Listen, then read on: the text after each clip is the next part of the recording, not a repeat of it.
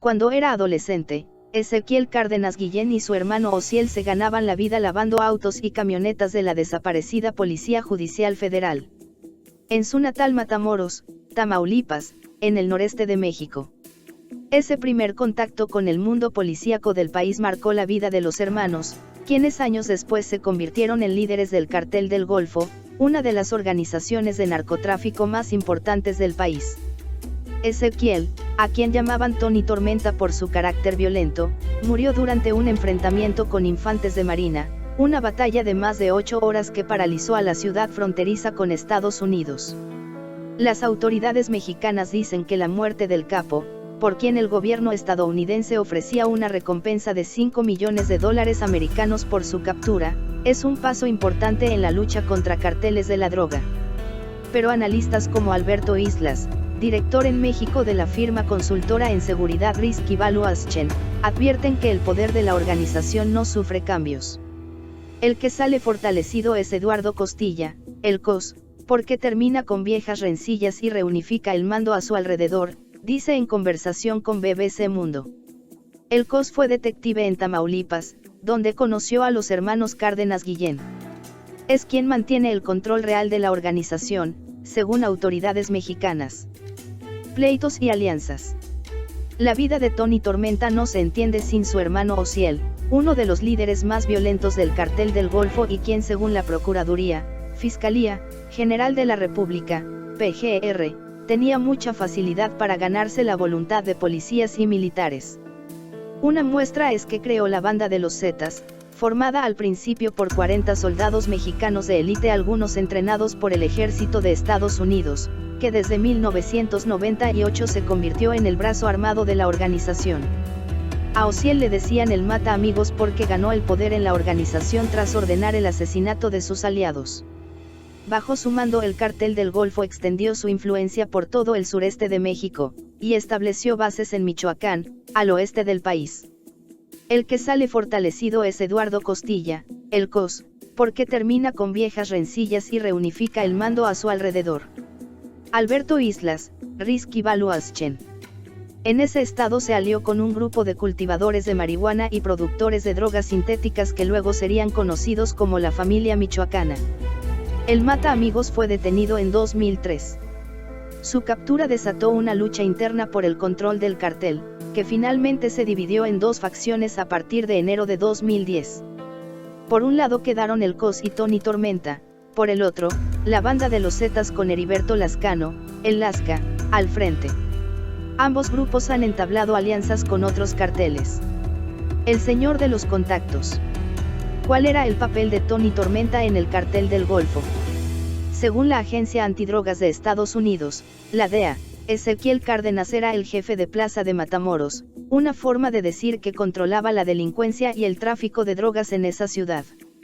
En los hechos compartía el poder con el COS, después que ambos rompieron la alianza con los Zetas en enero de 2010.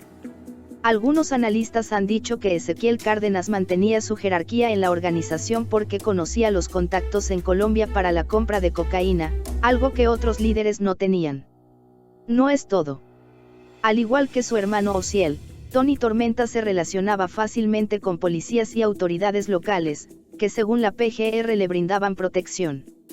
Un escudo que explica el intenso enfrentamiento armado antes de su muerte, y que provocó incluso el cierre de 3 de los 4 puentes internacionales que hay en Matamoros. El control de la información de Ezequiel Cárdenas, y el rompimiento de la vieja alianza, es una de las razones que explican la violencia de los Zetas, quienes para financiarse debieron recurrir a otras actividades como secuestro, extorsión y tráfico de indocumentados, de acuerdo con datos del Ministerio de Seguridad Pública. También abrieron de forma violenta sus propias rutas de tráfico en Centroamérica, donde incluso amenazaron al presidente de Guatemala, Álvaro Colom. Además, la Policía Internacional investiga nexos de este grupo con la 'ndrangheta italiana. El Cartel del Golfo, hoy. Osiel Cárdenas Guillén fue sentenciado a 25 años de prisión en una cárcel de Estados Unidos, y al cumplir la condena ingresará al programa de testigos protegidos de Estados Unidos, según datos de la Corte de ese país. Es un acuerdo que consiguió después de ofrecer datos sobre el narcotráfico en México a las autoridades estadounidenses.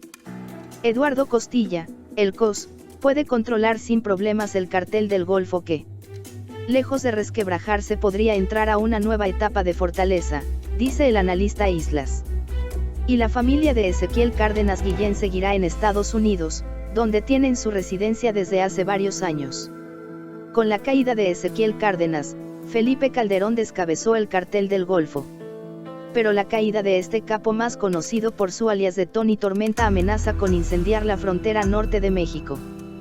Fueron necesarias 6 horas de batalla con fuerzas de la Marina empleándose a fondo para asestar este golpe mortal al cartel del Golfo.